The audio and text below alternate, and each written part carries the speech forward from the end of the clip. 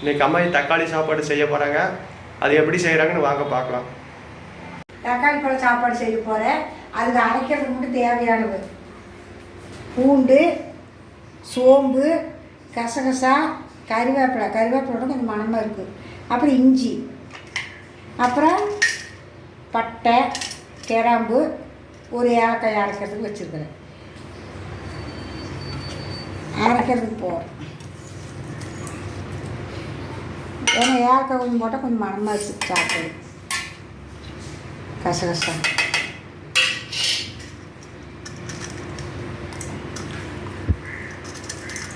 ஏலக்காய், கிராம்பு, அப்புறம் பூண்டு, இஞ்சி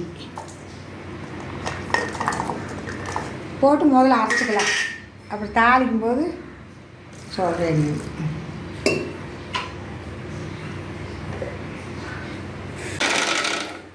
அரைச்சாச்சு. தாளிக்கிறதுக்கு தேவையானது வெங்காயம், கருவேப்பிலை, பட்டை, கிராம்பு அப்போது பாதி போட்டு அரைச்சிட்டேன். இப்போ பாதி வச்சுருக்குற தாளிக்கிற போது போட்டுக்கலாம், நல்லா மணமாக இருக்கும்னு. ஏலக்காய் 2 ஒன்று போட்டு அரைச்சிட்டேன். இப்போ 2 வச்சுருக்குறேன். மிளகாய், மஞ்சத்தூள், அப்புறம் கொத்தமல்லி தழை, புதினா. அரிசி 1 மணி நேரத்துக்கு முன்னே ஊற வச்சு எடுத்து கழிஞ்சி வச்சுட்டேன். அப்புறம் தக்காளி தேவையானது.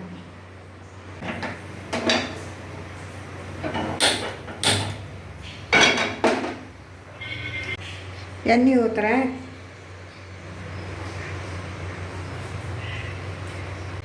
எண்ணெய் காஞ்சிருச்சு. கடுகு போடல.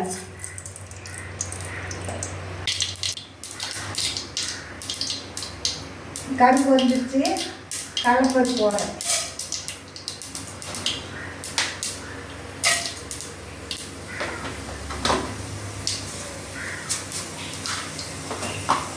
உளுந்து போடுறேன். உளுந்து போட்டு பட்டை,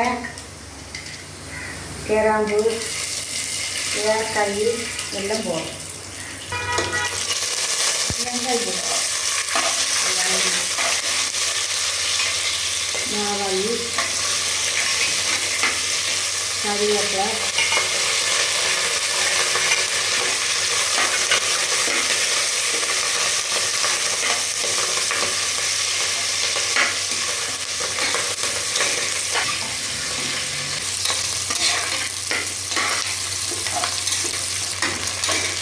அரைச்சி போட்டுக்கலாம்.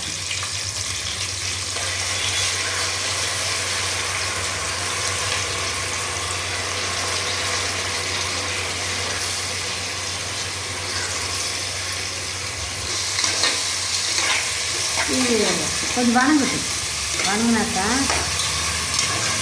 பச்சை வாசம் போடுற பூண்டு எல்லாம் அரைச்சதெல்லாம் உப்பு போட்டுக்கலாம்.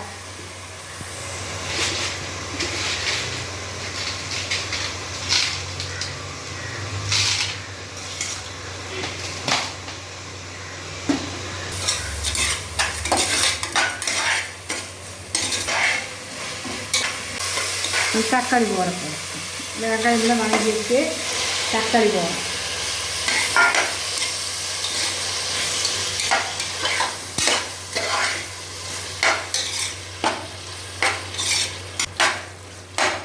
தக்காளி ஒரு நேரம் ஆகும் வணங்கிறதுக்கு. தக்காளி நல்லா வணங்கிருச்சு.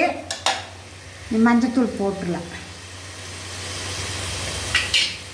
மஞ்சத்தூள் போட்டு கொஞ்சம்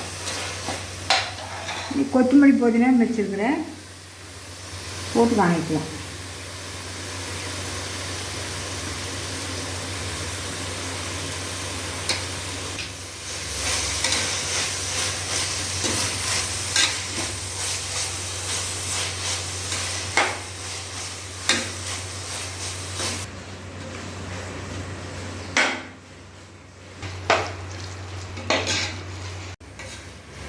ரெண்டு நிமிஷம் போட்டு வதக்கியாச்சு.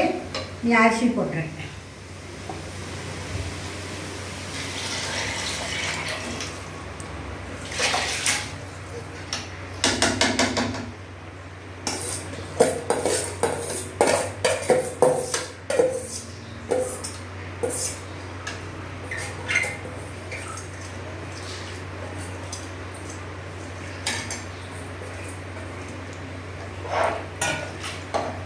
கிளறி விட்டுக்கலாம்.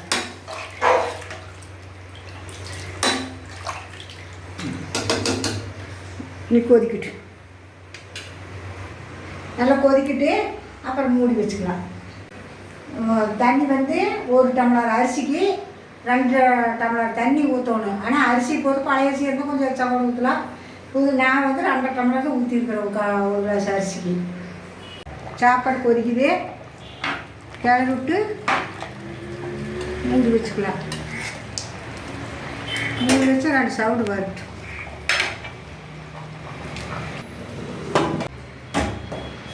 மூடி வைக்கிறேன், 2 சவுடு வரும்.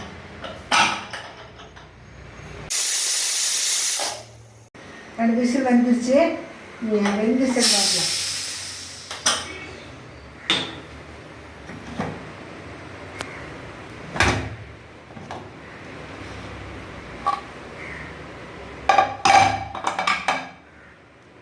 வெந்துருச்சு வெந்துருச்சு. அப்படியே ஒரு கலர் கலக்கலாம். அப்போதான் கலக்கும்.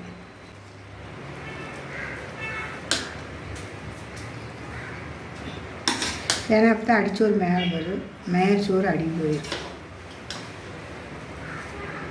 சாப்பாடு ரெடி ஆயிடுச்சு. தக்காளி சாப்பாடு.